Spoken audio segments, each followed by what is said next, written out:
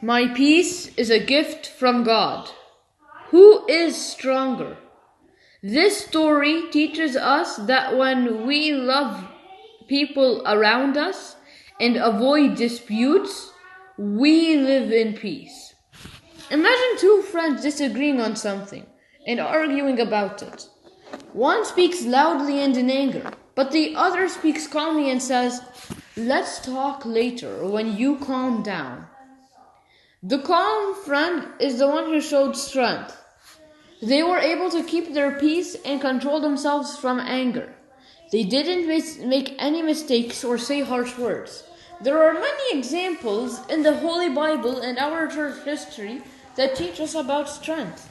One example is Muallim Ibrahim al-Qurahi.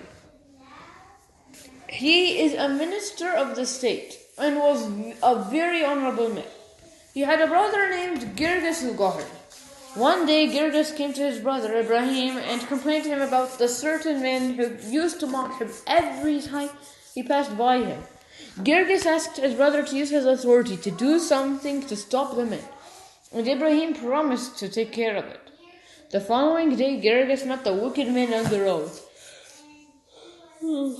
But this time the man was actually nice and kind. Girgis went to his brother and told him what happened. Muallim Ibrahim told him that he sent the man many gifts with one of his servants and told him that they were from Girgis. And this is why he stopped mocking him and was kind to him. He showed strength by stopping disputes and offering love and peace, obeying God's commandments. Blessed are the peacemakers, for they shall be called sons of God. Another example is Isaac. So the story is Isaac and the wells, and if you want to find it in the Bible, it's Genesis chapter 26, verses 12 to 33. Isaac was born to Abraham, who was 100 years old, and Sarah, who was 90 years old. Isaac married Rebekah when he was 40 years old and had his children Jacob and Esau when he was 60 years old. There was a famine in the land, and Isaac had to go to Gerar. But the Lord appeared to him and told him not to go to Egypt, but to stay in Canaan. "I will be with you and bless you." Genesis chapter 26, verse 2. Isaac obeyed the Lord and dwelt in Gerar, and the Lord filled his heart with peace. God blessed Isaac's crops despite the famine. Isaac sowed in the land and reaped in the same year 100-fold, and the Lord blessed him. Genesis chapter 26, verse 12. Isaac had many flocks and herds, and servants too. He became rich and prosperous. The Philistines envied Isaac and stopped up the wells that were dug in the time of Abraham his father. They filled them with mud.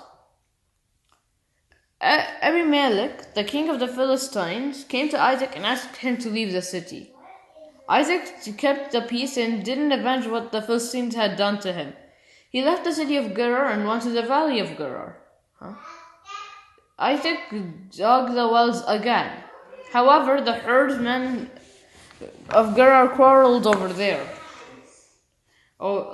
well. They claimed the well was theirs. The herdsmen of Gerar quarreled with Isaac's herdsmen, saying, "The water is ours." Isaac kept seeking peace, so he built a third well, and they didn't quarrel over it. Then he went to Beersheba, and God appeared to him and said, "Do not fear, for I am with you." Again the Lord blessed him and his descendants for the sake of Abraham. Abimelech and his men showed up again and talked to Isaac about how they saw the Lord had been with him, and they made a covenant of peace between them. Isaac made a feast for them. They ate, and on the following day they left in peace. Isaac was a man of peace in all he did, which filled his heart with joy, as the verse says, "But counselors of peace have joy." Proverbs chapter 12, verse 20.